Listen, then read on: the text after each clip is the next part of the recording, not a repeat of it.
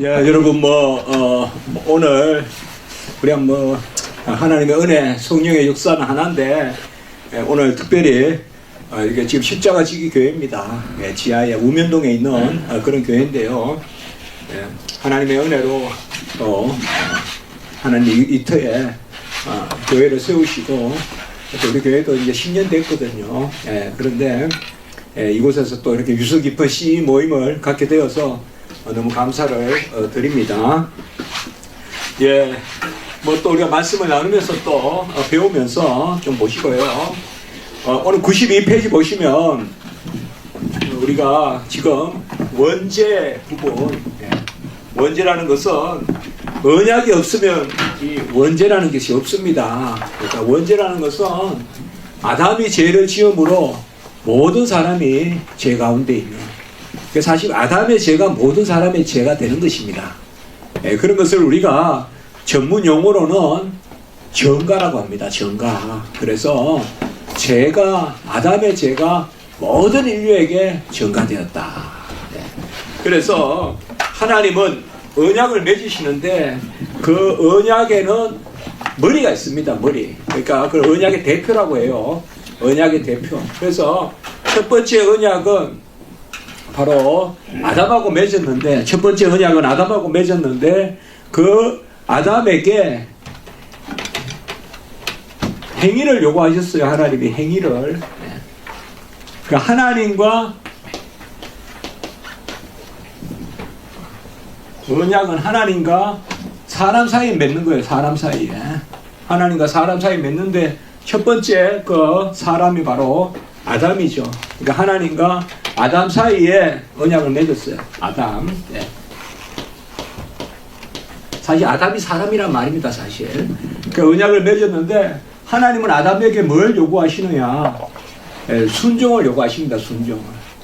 순종을 요구하시는데 그 순종은 뭔가 하면 모든 것을 먹고 또 모든 지식도 주셨어요. 사실상. 그래서 사물의 이름도 짓게 하시고 또 짐승과 또 그런 이름도, 생물의 이름을 짓게 하세요. 그리고 또 모든 동산 중앙에 그 선과 악을 알게 하는 나무의 실과 외에는 다 먹게 하셨어요. 그 말은 사실상 먹을 것은 다 먹게 하신 거예요. 먹을 것은 다 먹게 하셨다. 모자람이 없이 먹을 거 주신 거고 지식도 주신 거예요. 사실상. 그래서 한 가지를 금하셨는데 그게 이제 동산 중앙에 선과 악을 알게 하는 나무의 그 열매, 실과는 먹지 마라. 그래서 사실상 순종을 요구하시는데 어떤 순종인가 하면 소극적 순종이에요. 안 하면 된다는 게 안 하면 되는 순종이에요. 그러니까 우리가 무슨 과일을 가져오라 이런 게 아니라 따먹지 마라. 하지 마라. 어쨌든 하지 마라는 것도 순종인데요. 이 하지 마라는 순종을 했으면 여기에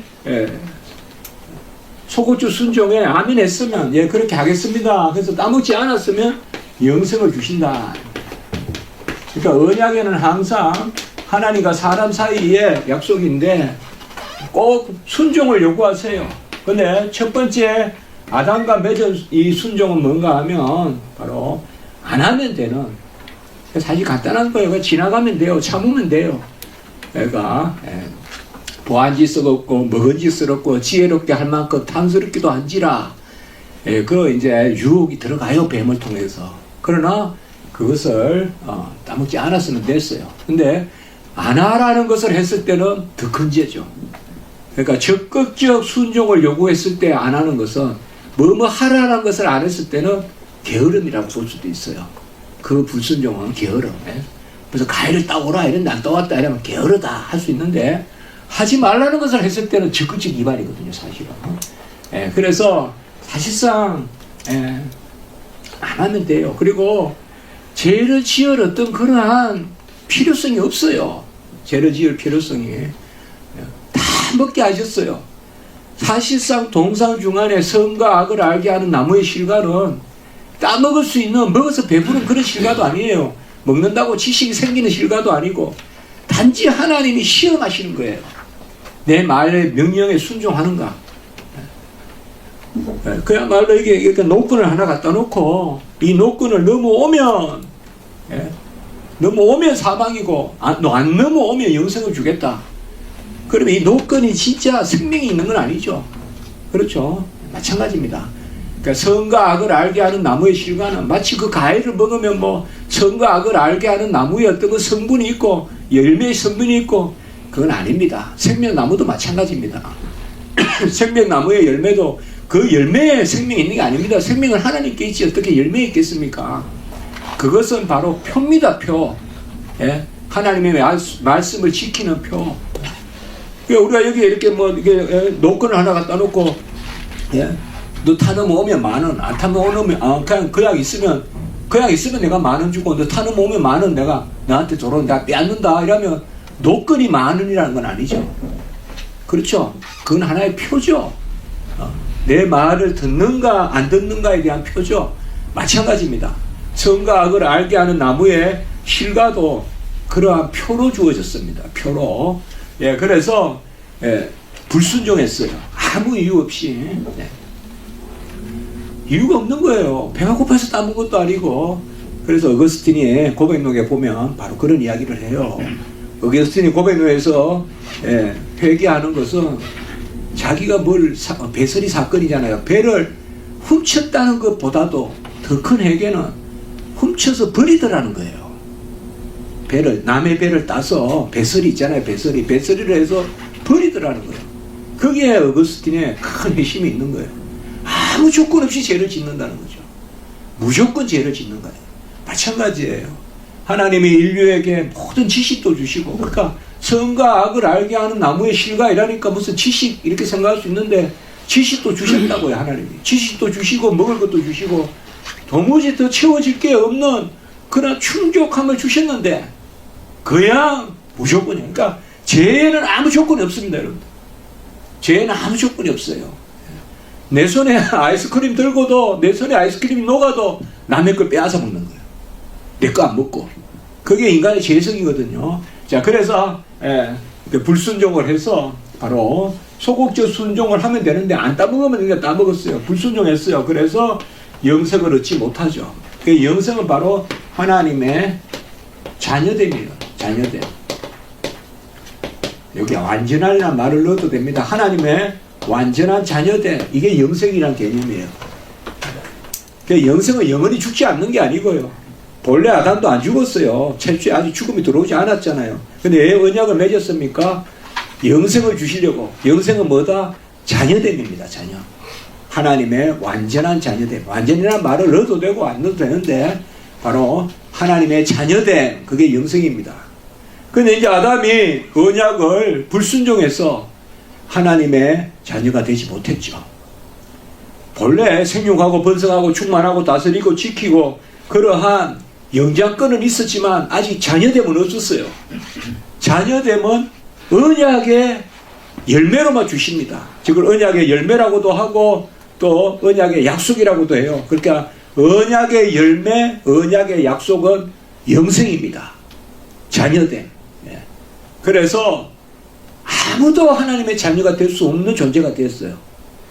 그게 바로 인간의 타락입니다. 그래서 조금만 더 말씀을 드리면 바로 영생이라는 것은 자녀됨인데 이 자녀됨을 갖지 못하고 오히려 불순종함으로 사망의 형벌이 들어왔다. 사망의 형벌이 들어왔습니다. 그 사망에는 크게 세 가지가 있습니다. 바로 육체적 사망, 영적 사망, 그리고 영원한 사망, 이 세 가지가 있습니다. 육체적 사망은 뭔가 하면 이제 영혼과 육체가 분리되는, 우리가 누구라도 한번 연한을 가지는 생명의 수명이 생긴 것입니다.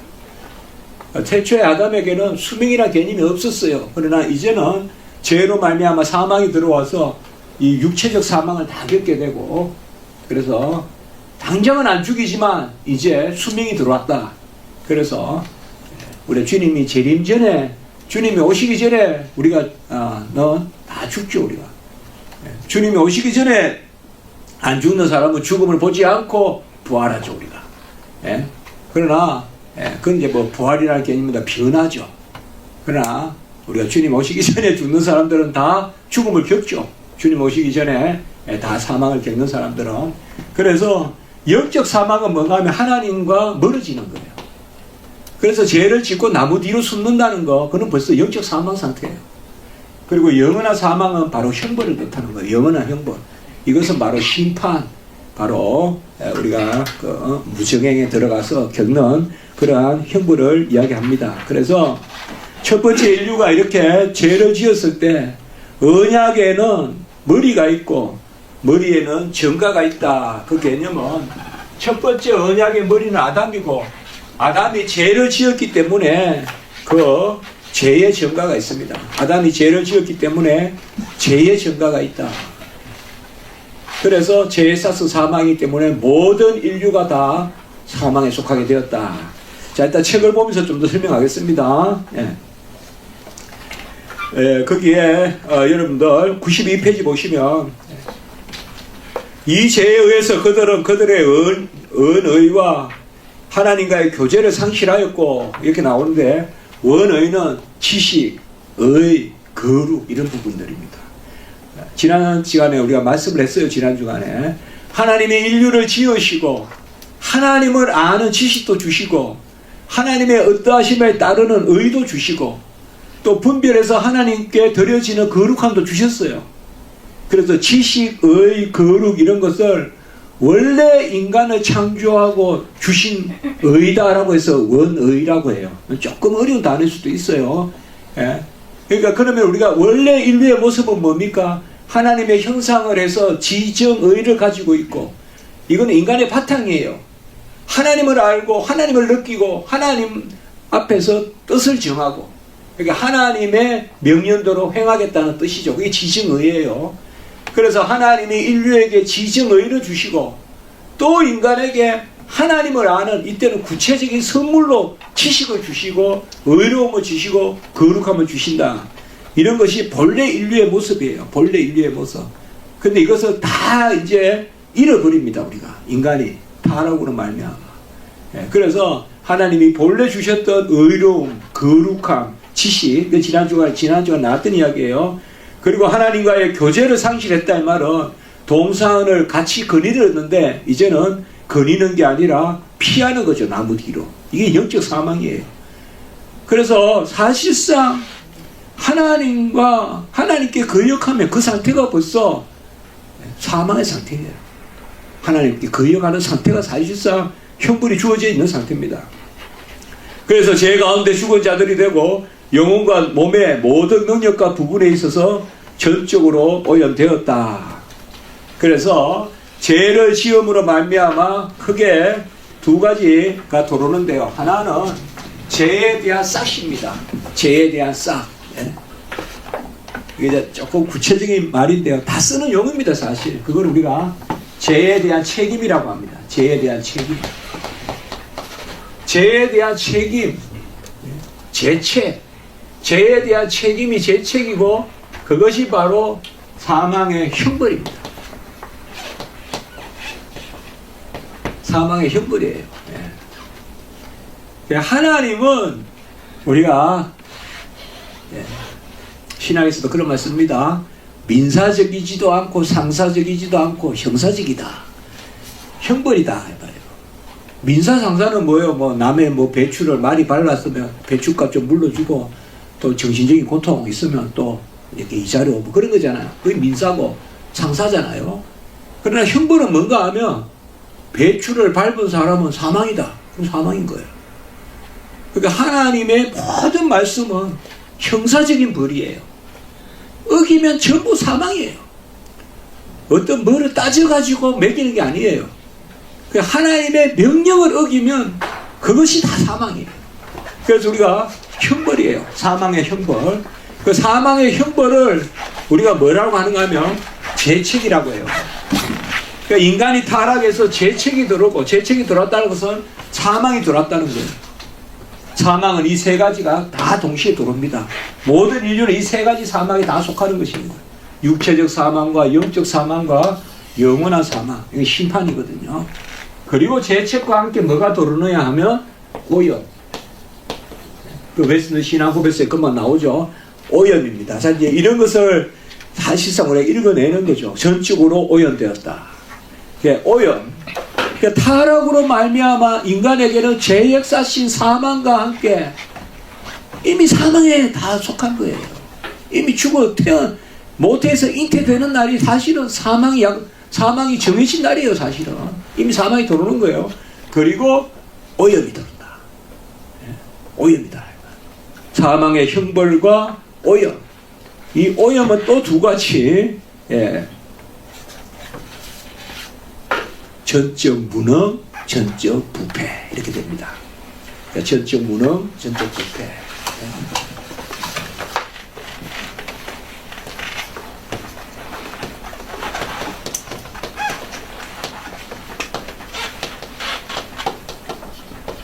뭐 우리가 이게 이렇게 쓰니까 좀 어려워 보이는지 모르는데요. 그게 아니라 사실 우리가 날마다 고백하는 부분입니다. 죄에 싸서 사망이요. 한 사람으로 말미암아 사망이 들어오고. 그래서 5장 12절 바로 사망이 모든 사람의 사망이 이루고 그리고 사람의 생각은 다 허망하고 바람만 불어도 고개만 뚫려도 죄를 생각하고 완전히 이제 오염되는 거예요. 그래서 전적 무능하단 말은 하나님 앞에서 의를 행할 능력이 없는 거예요. 이제 우리가 그냥 자연인들끼리 모여서 일반적으로 뭐 교통 질서 시키고 이렇게는 살아요. 그러니까 이런 것을 우리가 일반 은총이라고 그래요. 그러나 구원의 하나님의 자녀가 되는 이 영생의 자리에 나아가는 데는 전적으로 무능해요. 이제 아무도 나갈 수가 없어요. 그리고 전적으로 부패되어 있어요. 아무것도 할 수 없고 완전히 썩어 있다. 우리 오늘 저기 콜라 많이 가져오셨는데 콜라 캔을 갖다 놓고 칵 밟으면 뭐예요? 찌그러들고 오그라들죠. 오그라드는 게 무능이고 찌그러드는 게 오염이에요. 볼품이 없어지죠. 용량이 줄어들죠. 죄의 모습이에요. 그럼 확 찌그러 놓고 오그라들고 찌그러들고 오그라들고 찌그러드는 것이 부패고 오그라드는 것이 무능이고 죄로 인해서 그래서 모든 인류가 이 죄에 대한 책임 사망의 형벌과 오염 가운데 이제 놓여지는 거죠. 이 상태를 우리가 원죄라고 한다. 원죄가 모든 인류에게 누구나 할 것 없이 원죄에 속하는데 이 원죄는 바로 언약의 불순종으로 말미암아 주어지는 거예요. 언약의 불순종. 언약에는 머리가 있고 머리에는 정가가 있다. 첫 언약에 이건 이제 첫 번째 언약이거든요. 아담과 하나님과 아담이 맺은 첫 번째 언약. 그래서 첫 언약이라고도 하고 에덴에서 맺었다. 에덴 언약이라고도 하고 아담하고 맺었다 해서 아담 언약이라고도 하고 타락전의 상태에서 맺었다 해서 자연 언약이라고도 하고 이런 말이 전부 다 웨스트민스터 신앙고백서에 다 나오는 말들이에요. 이게. 이 말들이. 웨스트민스터 신앙고백서는 이런 언약에 대한 것들을 아주 상세하게 기록하고 있는 게 가장 상세하게 기록하고 있는 게 웨스트민스터 신앙고백서예요. 우리가 지금 보고 있는. 여러분들 조금 낯설게 생각할 수도 있지만 언약은 사람하고만 맺은 거예요. 천사하고도 안 맺었어요. 사람하고 맺었는데 언약은 그 머리로 삼은 사람이 죄를 순종하면 그 영생을 다 누리고 불순종하면 사망에 다 속하게 되는 겁니다. 그런데 첫 번째 이 인류의 대표인 아담이 죄를 지었기 때문에 불순종했기 때문에 모든 인류가 이 죄책과 오염 상태 곧 원죄에 속하게 되었다. 그래서 언약에는 머리가 있고 머리에는 정가가 있다. 그래서 제가 항상 이렇게 언약, 머리, 정가, 대표의 원리 이렇게 제가 이야기하러 갑니다. 그리고 언약의 약속은 항상 영생이다. 이런 거 우리가 생각하면 됩니다. 그런데 이제 우리는 아무도 영생을 이룰 수 없죠. 왜? 전적으로 무능하니까, 부패하니까. 그럼 어떻게 해야 되겠습니까? 하나님은 공의의 하나님이시잖아요. 요구하시는 것을 이루어야 돼요. 근데 아무도 이룰 수가 없어요, 이제. 아무도 순종할 수 없어요. 하나님 앞에 무능해요, 이제. 하나님은 중심을 모시기 때문에 중심이 썩은 사람은 어떤 걸 해도 하나님이 받아들일 수 없어요. 하나님이 받아주실 수 없다고. 그러니까 하나님은 철저히 공의의 하나님이니까 인간의 순종을 요구하시거든요. 인간이 순종해야 돼요, 분명히. 그런데 아무도 인간은 순종할 사람이 없어요. 죄로 인해. 그건 뭐요? 사람으로 오시되 죄는 없으신 분이 계셔야 되죠. 이 히브리서 4장 15절. 우리와 같으시되 죄는 없으시니라. 예수님이 오셔야 되죠. 그래서 예수님이 오셔서 이제 예수님이 우리의 자리에서 순종하셔야 되죠. 아예 그냥 먼저 하나 써보면 예수님이 우리의 자리에 오셔서 예수님이 이제 하나님 순종하시는 거죠. 하나님이 순종을 요구하셔서 이거 이렇게 해야 되겠다. 원래 이렇게.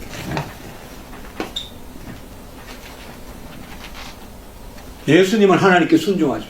그러면 이제 예수님은 영생의 의를 이루시죠. 의를 다 이루시죠. 의를 성취하시죠. 이게 요한복음 19장 30절이거든요. 다 이루었다. 그러면 이제는 뭐예요? 우리는, 사람은 예수를 믿는 거죠. 그러면 이 의를 우리 거 삼아주시죠. 이걸 뭐라 했습니까? 의의 증거다. 의의 증거다. 그 예수님이 이제 가운데 오셔서 예수님이 순종하신다고. 우리가 순종하는 게 아니라. 그래서 예수님이 모든 의를 다 이루신다면, 요한복음 19장 30절 다 이루었다. 이거 바로 이 첫 언약을 성취하시는 분은 예수님이시란 말이에요. 그래서 우리가 여기를 첫 아담이다, 첫 번째 아담이라고 하고, 첫 아담이라 하고, 여기를 이 예수님은 둘째 아담 혹은 마지막 아담이라고도 부르죠. 예수님이 다 순종하시고, 그리고 그 다 이루신 의를 우리 것 삼아주시는 의의 증거죠. 이 원죄는 뭐예요? 죄의 증거죠. 이건 뭐 증가된 죄라고 우리가, 원죄는 증가된 죄다, 이렇게 우리가 정의할 수 있죠. 언약은 사람하고만 맺습니다. 천사하고는 안 맺어요. 그러니까 천사는 한 천사가 타락해서 모든 천사가 타락했다 이런 말이 있을 수 없어요. 천사는 각각 타락이에요. 그러나 인간은 언약의 당사자이기 때문에 언약에는 머리가 있고 머리에는 전가가 있다. 그리고 언약의 체결 목적은 영생이다. 그러니까 사실상 우리가 언약이라는 개념이 없으면 영생이라는 개념이 없어요. 아예. 언약을 맺으셔서 영생을 주시고자 하신 거예요. 그러니까 첫 번째 아담은 타락 전에 인류의 모습은 아직 만물의 영장권은 가지고 있지만 영생을 가진 존재는 못 돼요. 못 돼요. 근데 언약을 맺어서 영생을 주시고자 하셨는데 아까 말씀하신 언약에 불순종해서 영생을 얻지 못했어요. 그러니까 이런 큰 이야기를 우리가 알면 우리가 이제 이렇게 쭉 보면 됩니다. 한번 봅시다. 책에. 자, 아담의 죄로 인류는 창조때에 주신 성과 의로움과 거룩함, 이 세 가지가 원의라고도 합니다. 원의라는 말은 그러니까 상당히 전문적인 용어인데요. 그러니까 다시 말씀드리면 하나님의 형상은 지정의 플러스 지식의 거룩함. 앞에 지정의는 뭔가 하면 알고 느끼고 의지하는 인간의 어떤 조건이라고나 할까요? 인간의 상태라고나 할까요? 뒤에 지식의 거룩은 첫 번째 인류에게만 하나님이 특별히 주신 선물이에요. 이런 존재가 아담과 하와예요, 본래. 그런데 타락으로 말미암아 그것을 다 잃어버렸게 됐고, 마음이 심히 거짓되고 부패하고 모든 계획이 무리하고 악하고 의인이 없을 때 하나도 없고 죄를 깨닫지도 못하고 입에는 저주와 악독이 가득하고 하나님에 대한 두려움이 없고 그게 쭉 그게 성경 구절들입니다. 이게 우리 인간의 모습이에요. 이건 저는 타락한 인간의 상태라고도 할 수 있고 혹은 뭐 인간 조건 이런 말도 쓸 수 있겠죠. 그 소설에도 있지만 인간의 조건. 인간의 조건이 이런 조건이 된 거예요. 이제는 인간의 어떤 한계라고도 할 수 있겠죠. 또 철학자는 한계 상황, 어떤 재해 현상, 하여튼 뭐 이런 것들이 쫙 들어온 거예요. 이제 재해 현상, 한계 상황, 인간의 조건, 뭐 도무지 하나님이 기뻐하시는 것을 하나님을 나아가는 거예요. 두려워하는 거. 두려워하면서도 하나님께 나아가는 거. 그러나 이제는 아무도 하나님께 나아갈 자 없게 되었어요. 경외가 하나님께 나아가는 거거든요. 하나님은 하나님이시고 우리는 피조물인데 그러면서도 하나님께 나아가는 거, 그게 경외거든요. 근데 타락한 인류는 이런 경외감을 상실한 거예요. 사실상 경외는 두려워하는 것만이 경외가 아닙니다. 외자는 두려워할 외자인데 바라면서 두려워하는 겁니다. 이거는 하나님이 기뻐하시는 것은 바로 그를 경외하는 것과 자기를 경외하는 자가 자기에게 간구하는 자를 기뻐한다 그랬잖아요. 시편 147편에 10절 그런 데 나오잖아요. 근데 이제는 아무도 하나님을 경외하지 않고 하나님의 낯을 피하고, 이게 이제 저주입니다. 사실은 하나님을 피하는 게 저주입니다. 저주. 여러분 그 미술 작품 이런 데 보면 저주 이런 모습이 보면 이게 망토 같은 게 해서 고개를 푹 숙이고 이렇게 고개를 여호와께 치르지 못하는 게 저주 상태거든요. 그게 저주입니다. 그게 죽음입니다. 그 그림이 이야기하는 것은 죽음입니다. 여호와를 피하는 것은 죽음입니다. 아까 얘기했던 영적 사망, 이 세 가지 사망을 다 이기는 게 바로 그리스도의 의입니다. 그리스도의 의를 우리 거 삼아 주시면 이제는 육체의 생명도 이제는 일시적 사망이 있더라도 영원한 부활체로, 의인의 부활로, 그리고 영적 사망은 하나님과 함께 하나 되고, 영원한 사망은 우리는 영원한 심판이 아니죠. 심판의 형벌에 들어가지 않죠. 그것이 바로 여기의 모습입니다. 죄로 인하여 아담의 죄책과 오염이 모든 사람에게 전가되었습니다. 그래서 원죄를 말하라 내 자로 이러면 전가된 죄 혹은 타고난 죄 이렇게 하면 됩니다. 죄에 대한 책임은 사망의 형벌이고, 이거 아까 죄책이라고 했죠. 어떤 사람은 사람은 다 오염이 됐어, 그건 인정해. 이거 여기서 이제 성선설, 성악설 하면서 또 다투어요. 그 서양에도 있고 동양에도 있어요. 서양에도 여러분들 뭐 성선설, 성악설 있잖아요. 맹자니 순자니 하면서. 동양에도 있잖아요. 서양에도 있어요. 서양에도 철학자 키케로는 좀 성선설이었어요. 낙관주의고. 세네카는 성악설이에요. 그러나 그래봤자 그건 오염이에요. 아무도 어떤 철학자도 태어나면서 사망에 속한다라고 생각하는 사람은 아무도 없어요. 근데 우리의 원죄는 뭐예요? 태어나면서부터 우리는 이미 사망 선고를 받은 사람들이에요.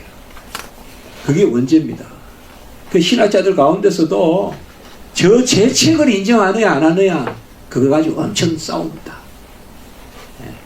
그래서 저것을 인정하지 않으면 안전증 가설이라 하고, 조나단 에드워드나 이런 분들도 젊을 때 그런 자리에 섰었어요. 그리고 잘 읽어야 돼요. 그러나 우리 신앙은 뭐냐?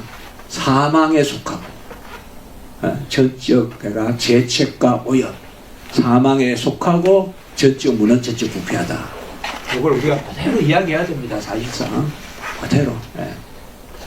그게 성경입니다. 자, 영혼과 육체가 모두 온전치 못하고 머리에서 발끝까지 홍수와 같이 차서 넘치게 되었다. 이게 이제 전적 타락입니다. 전적 타락. 전적 타락은 두 가지로 생각하시면 돼요. 전인격적 타락, 그 다음에 전체적 타락.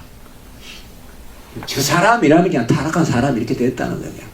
그 사람 몇 차례 그냥 죄인 이렇게 다 붙어 있다는 거예요. 그리고 머리에서 발끝까지 성한 곳이 하나도 없다. 그래서 전인격적 타락, 전체적 타락. 자, 93페이지 보시면 원죄, 언약적 정가다. 말이 좀 어렵게 보여도 언약이 없으면 정가라는 개념이 없습니다. 언약이 있어야, 언약은 항상 머리가 있어요. 첫 언약의 머리는 아담이고, 새 언약의, 우리가 새 언약이라죠. 새 언약의 머리, 여기 신약이잖아요. 새 언약의 머리는 그리스도예요. 첫 언약의 머리는, 그러니까 성경에 보면 우리가 머리이신 그리스도 많이 나오잖아요. 그게 언약 개념이에요. 그 머리라는 말은 항상 그 그리스도가 하신 것이 내 것이 된다는 거예요. 그게 머리예요. 그 교회의 머리는 그리스도다. 이렇게 다 언약 개념이에요. 그리고 성경에 나오는 자녀됨, 이게 전부 다 영생이란 뜻이에요. 자녀됨이 영생이에요. 자녀됨이. 구약에는 그게 백성됨으로 나타나요. 백성됨으로. 예. 구약에는 그 이스라엘은 내 것이다. 뭐 내가 너를 내 백성 삼았다.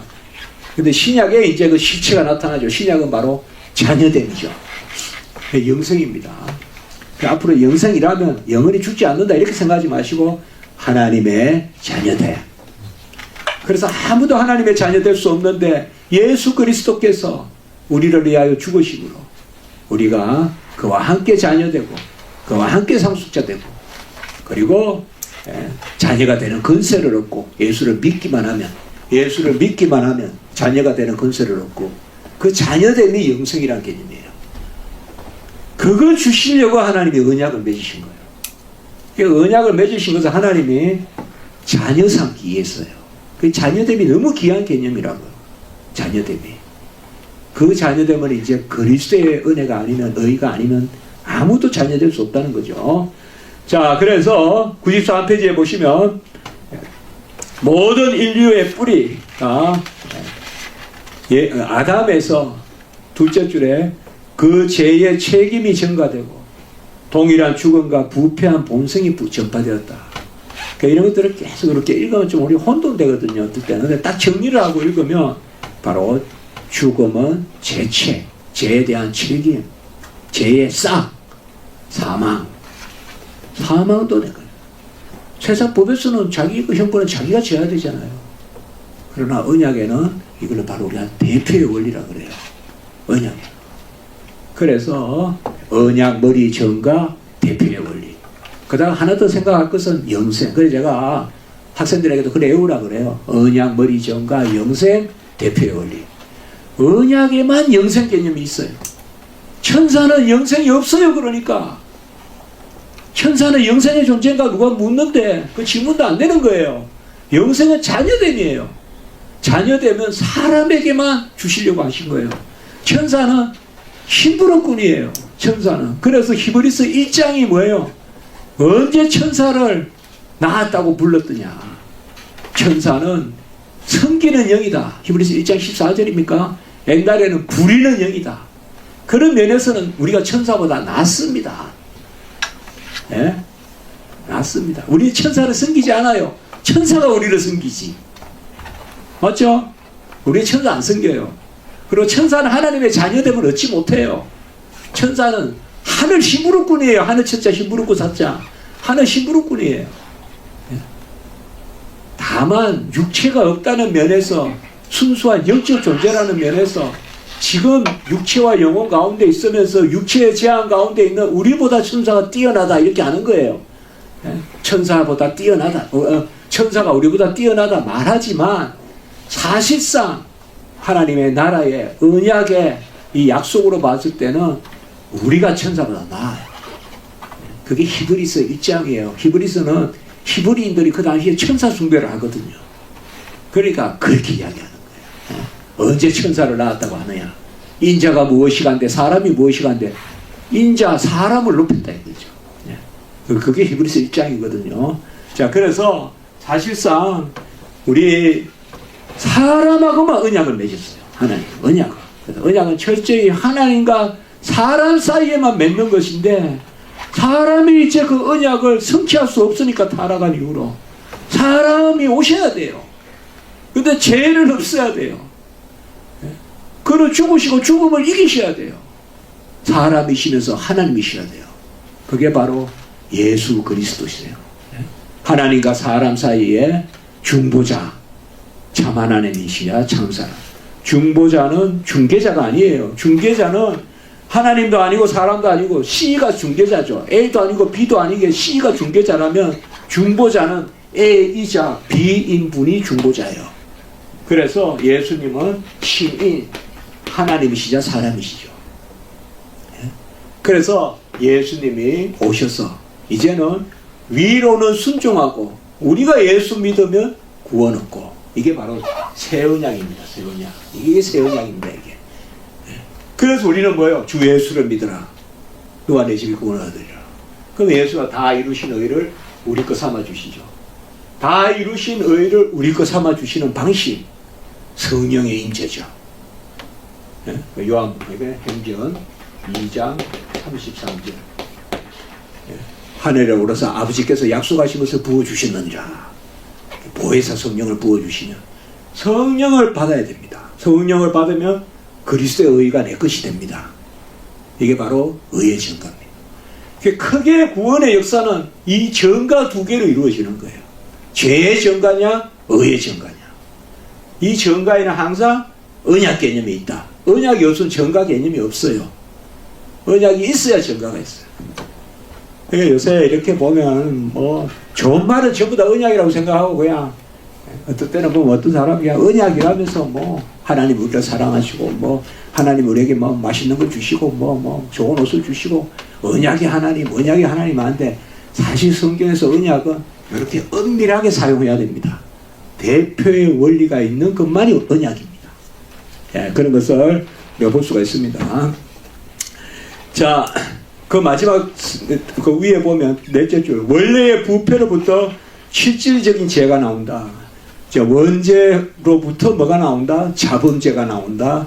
혹은 우리가 본죄가 나온다. 본죄란 말이 자기가 지은 죄, 실질적 죄를 이야기하는 거죠.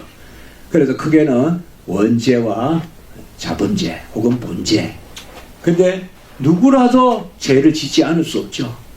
그러니까 원죄에 속한 자는 모두 자범죄에 속하죠. 누구나 다 범죄하죠.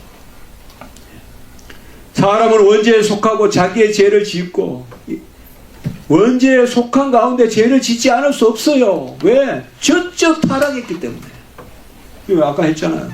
전적 무능, 전적 부패. 죄가 사람을 지배하고 모든 사람이 불의에 매여 살고 죽음이 두려워 사망의 종로로 산다. 히브리서 2장 15절에 나오죠. 죽기가 두려워 사망의 종로를 하는 자들을 이제 예수님이 해방시켜 주시는 거죠. 우리는 다 의에 대해서 죽은 자가 되고 죄에 대해서 살아있는 자가 돼요. 의를 이야기하면 부르죽죽해요. 착한 일을 생각하면 그냥 힘이 없어요. 그러나 죄 이야기만 하면 눈이 바짝바짝해요.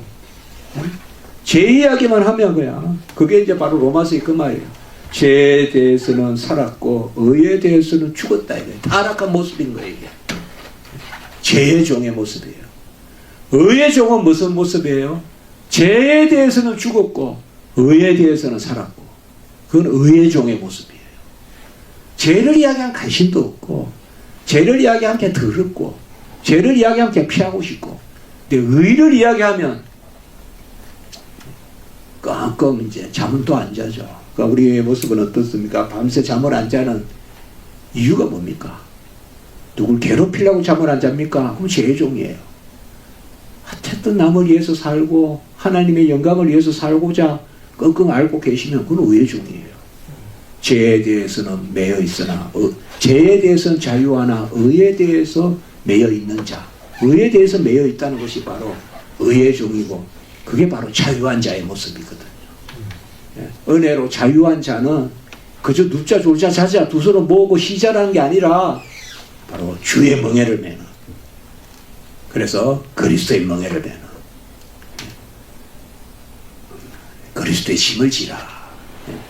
갈라디아 6장 2절 주님의 멍에를 매라. 마태복음 11장 28절 9절 쭉 나오죠. 내 멍에를 메고 내게 배우는 자, 그런 개념입니다. 이게 다. 사실상 우리는 두 가지 중에 하나예요. 죄의 종이냐 의의 종이냐. 죄에 매여 사냐 의에 매여 사냐. 의에 매인다는 것은 너무 좋죠. 몰라 저같이 뭐 누구나 안 그렇겠습니까? 우리 주의 일꾼들은 특별히 신학생들 또 저 같은 사람도 어쨌든 지나고 보면 주의 일 잘하고 싶거든요.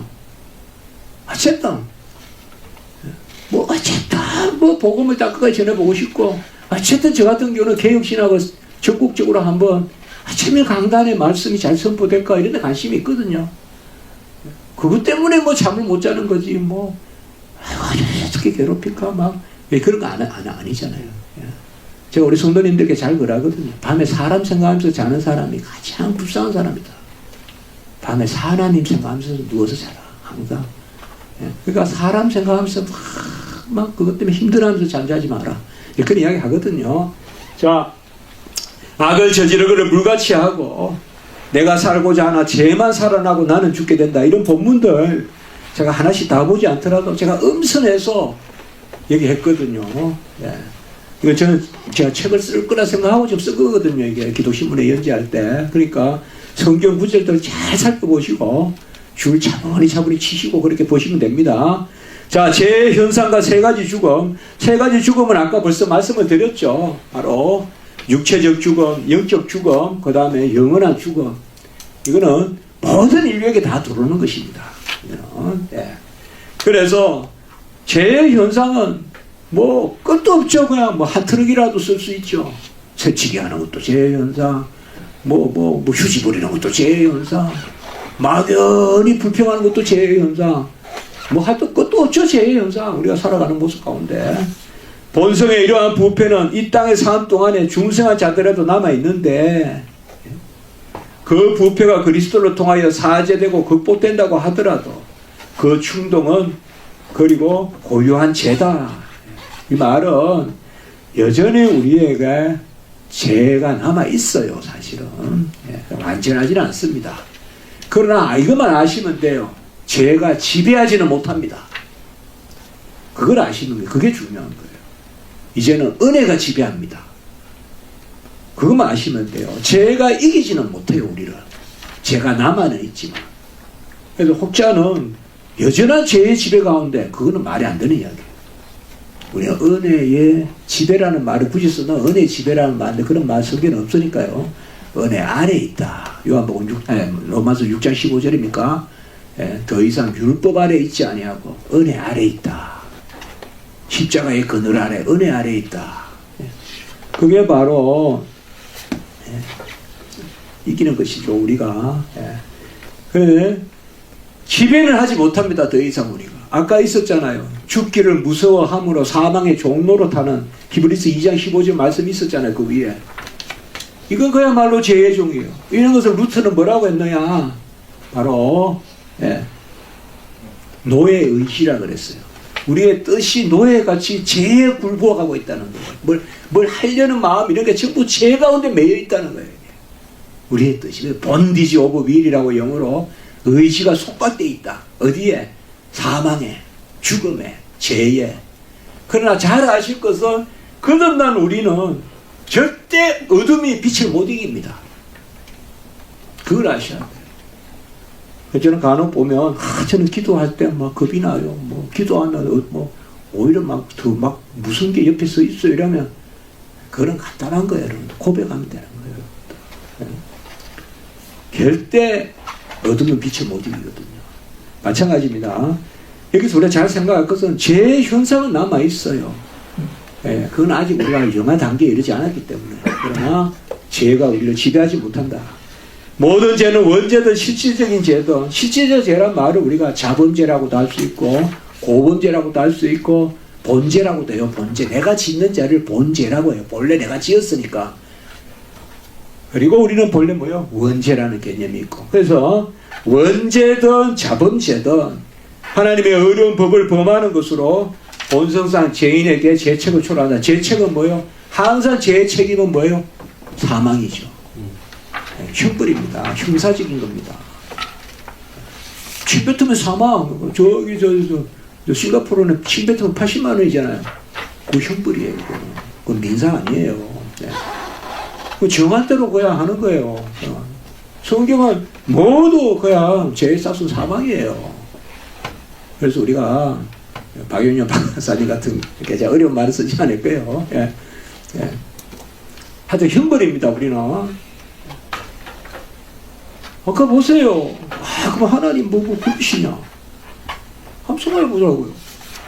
다 먹을 거 주고 다 알게 하시고 이름을 짐승을 이름에까지 짓잖아요. 이름을 짓는다는 것은 사물의 속성을 파악한다는 뜻이에요. 히브리에서는 이름이 실제를 뜻해요. 이삭 웃는다. 다 실제잖아요. 실제예요. 실제. 야곱 움켜진다. 다. 그러면 본래 아담은 이름을 짓는다는 것은 모든 사물을 알고 있었던 거예요. 저는 여기 우면산 뒷산에 올라가면 아무것도 몰라요. 뭐가 버섯인지 뭐가 새가 뭔지 몰라요. 그냥 본래 아담은 다 알았어요. 새 이름을 지었다니까요. 그런 지식을 다 주셨어요. 본래 인류에게. 그런데 인류가 그것을 하나님께 감사치 않고 이제는 다 그것을 버리게 되는 거죠. 그래서 죄로 말미암아 그런 모든 하나님이 주신 것에서 떠나게 되는 것이죠. 그런 측면이 바로 여기에 말씀이 있습니다. 거기 한번 봅시다. 94페이지에 일단 영적, 현세적, 영원적 비참과 죽음에 복속하게 된다.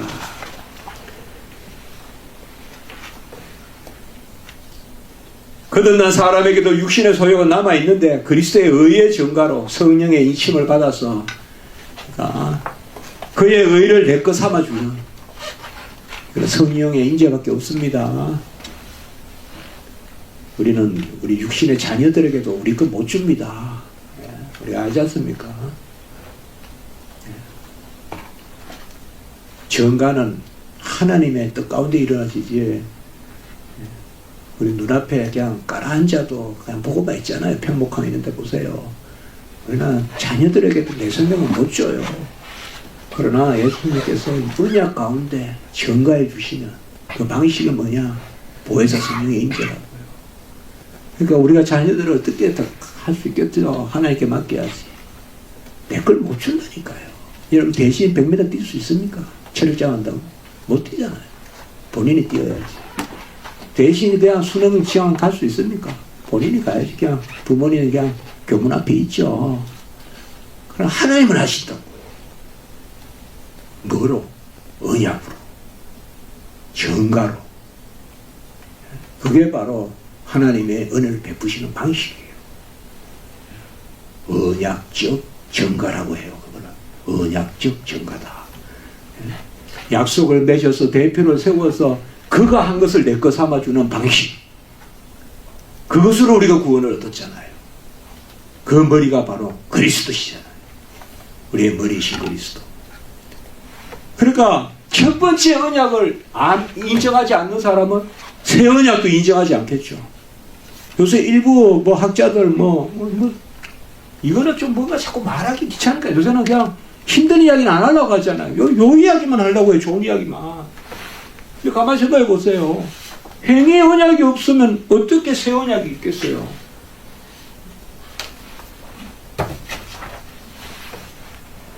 여기 보세요. 예수님이 오셔서 하나님께 순종하고 의를 이루시는 거, 이건 행위 언약이잖아요. 영생의 의를 이루는 거. 그리고 이제 우리가 예수를 믿으면 그의 의를 내 것 삼아 주시잖아요. 이거는 은혜 언약이잖아요. 그래서 요거는 행위 언약이고 요거는 은혜 언약이잖아요. 새 언약은 이 두 가지를 다 이루는 거예요. 모든 언약의 성취예요. 은혜 언약과 행위 언약을 다 성취하는 것이 새 언약이거든요. 새 언약. 그래서 우리는 위만 보면, 아래만 보면 그저 주시는 것 같죠. 그저 값없이 믿기만 하면 주시니까. 그러나 그저 주시는 게 아니라 그리스도께서 순종하신 것. 이 순종은 뭐예요? 죽기까지 순종하신 것을 우리에게 주시는 거죠. 이 두 가지를 항상 같이 생각해요. 그래서 공의이자 사랑이죠. 공의를 이루시고, 그 공의는 뭐예요? 죄에 싸서 사망이니까 그 사망의 값을 치러야 되죠. 그게 예수님이 이 자리에서 공의를 이루시고 그 의를 우리에게 주시는 거죠. 이 복음을 전하지 않는 복음은 전부 다 값싼 복음이다 이 말이에요. 우리가 소위 말하는 값싼 복음, 윤리, 심리 이런 거 이야기하는 거예요. 이거는 복음을 전하는 건지 윤리를 전하는 건지. 어쨌든 저는 신학 교수고 하니까요. 우리 장안에 지금 설교가 윤리에 치달려 있어요. 복음을 전하는지 윤리를 전하는지 윤리 시간인지 설교 시간인지 그런 생각해 볼 필요가 있죠. 자, 거기 보면 그리스도께로 날마다 자라가는 첫 번째 거기에 94배 그리스도의 의의 정가로 성령의 인침을 받아서 그리스도께 자라간다. 왜 그냥 자라가는데 그리스도께 자라간다는 게 뭘까요? 그리스도의 의를 내 것 삼아 주시는 것. 그게 자라감입니다. 그래서 이럴 때 우리 교회에서는 이럴 때 말은 많이 쓰는 말인데 누린다 이 말이에요. 잘 누리는 것이 자라가는 것입니다. 여러분 그 모래시계 있죠? 모래시계 깔때기 같이 생긴 거. 이 모래시계 보면 위에서 따따따따 떨어지면 밑에는 자꾸 쌓여서 올라가잖아요. 이게 누림이에요. 이 그리스도의 의를 내 것 삼으면 우리는 점점 그리스도께로 자라간다 이 말이에요. 에베소서에. 그게 의의 증거예요. 사실 가장 잘 누리는 자가 가장 거룩한 자예요. 맞잖아요. 가장 잘 누리는 나무가 가을에 열매 맺잖아요. 우리는 말만 전적으로 오직 해놓고 뭐 막상 시작하면 또 내 행위고 내 공로예요. 잘 누리는 자가 가장 거룩한 자예요. 좀 다르게 표현하면 어제보다 오늘 더 잘 누리는 자가 더 거룩한 거. 그게 성화예요. 달리 표현하면 뭘까요? 어제보다 오늘 더 의지하는 자, 더 기대는 자. 그게 성화예요. 무슨 윤리적으로 착해지고 그게 아니에요. 성화는 어제는 친구 찾던 사람이 오늘 무릎 꿇고 기도하면 그게 성화예요. 네. 어제보다 오늘 더 잘 의지하는 거, 더 잘 누리는 거. 지금 이거잖아요. 그러니까 언약이 우리에게 가르쳐 주는 것은 누림이에요. 누림이란 단어가 가장 인상 깊게 나오는 게 요한 1서 1장이에요. 우리가 하나님과 사귐이 있다 하고 누린다 이 말이에요. 누린다는 개념. 저는 자라감이라면 누림 이렇게 떠올라요 벌써. 그렇잖아요. 아까도 말씀드린 가장 잘 누린 나무가 열매 맺잖아요. 근데 잘 누리지를 못해 우리가. 잘 누리지를 못한다니까요. 나만 장군이가 요단강에 풍덩 들어가면 나 문득병이 나왔는데 그 수영하고 나오라 그래도 잘 안 들어가잖아요. 누리는 게 믿음이 필요한 거예요 사실은. 누리는 게요. 너무 수월하다고 안 누리고 자꾸 그냥 비행기표 끊고 저 어딘가 가려고만 해요. 뒷산이 진달래를 보러 가지 않고 잘 누리지 않고 그리고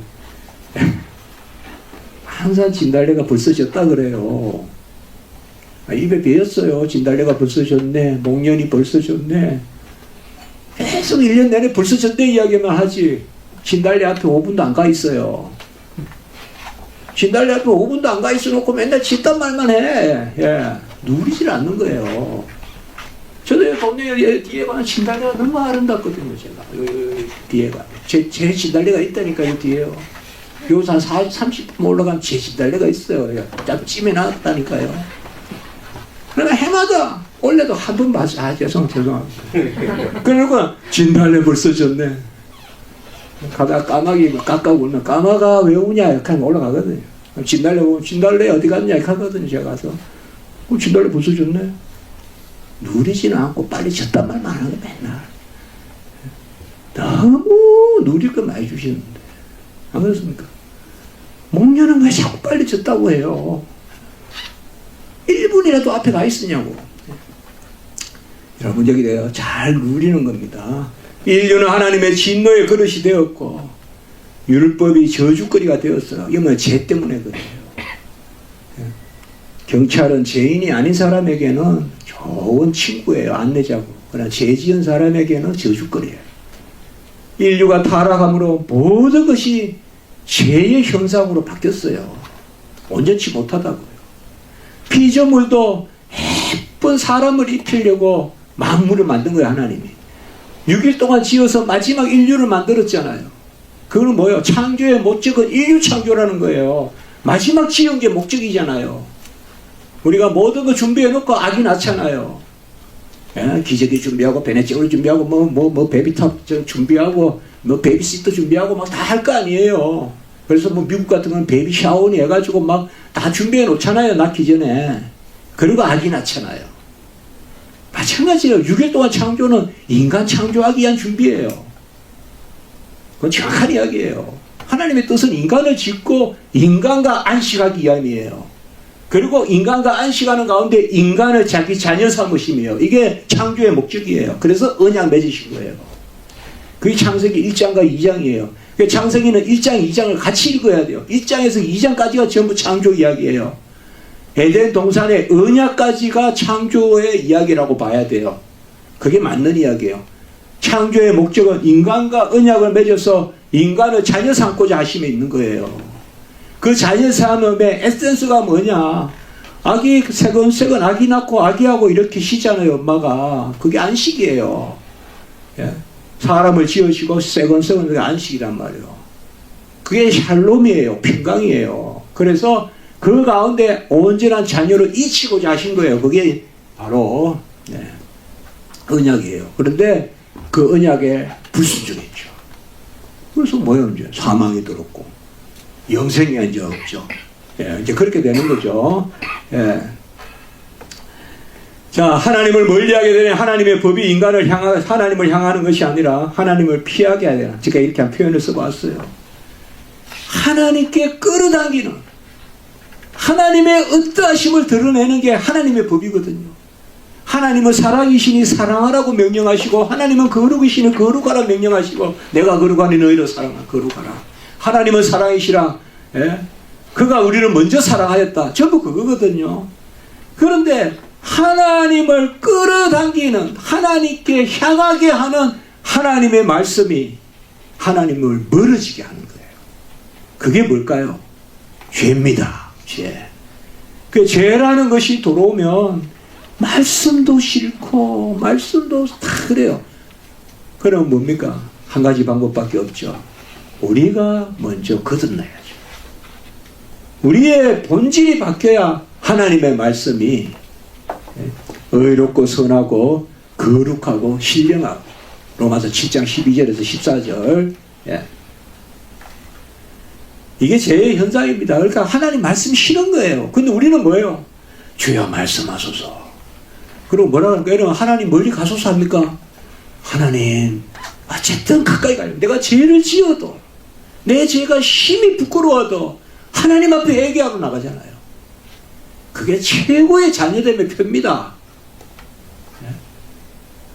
뭐 저는 암만 기도해도 뭐 시원함이 없어. 시원함이 없는 게 본질이 아니라 기도하는 게 본질이라니까요.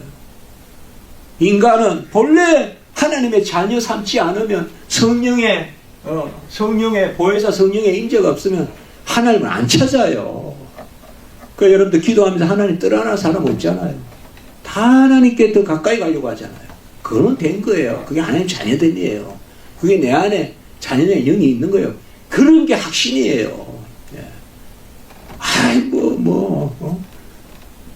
2박 3일간 뭐 금식하고 기도해도 아무 응답이 없더라. 그래서 난 자녀인지 뭔지 모르겠다. 맞디가 안 맞는 거예요. 2박 3일 기도하는 게 자녀 때문에 가장 큰 표라니까요. 2박 3일 기도 안 한다니까요. 다 도망간다니까요. 그리고 아무리 여호와의 말씀을 구하여도, 나도 참 다니엘 같이 말씀을 들려주면 좋겠구만. 아무리 저는 말씀을 묵상해도 나는 말씀에 시원함이 없네. 본질은 정서적 시원함이 아니라 말씀을 향한 여기 보세요. 말씀을 향하게 하는, 이게 우리는 너무 보면 우리가 정해놓은 결과로 나의 어떠함을 하려는 게 있거든요. 그러나 사실상 그게 아닙니다. 생명의 성령의 법이 죄의 사망의 법이 된 것입니다. 로마서 8장 2절에 나오죠. 본래 살리고 본래 하나님의 영의 역사가 있는 법이 이제 죄와 사망의 법이 되었는데, 어떻게 되면 그렇게 됩니까? 이제는 이건 어떻게 회복하면 됩니까? 거듭나면 돼요. 이제 거듭나면. 그래서 죄의 정가에 속한 인류가, 원죄에 속한 인류가 거듭나는 방식은 의의 정가를 받아야 돼요. 의의 정가를 받아야 돼요.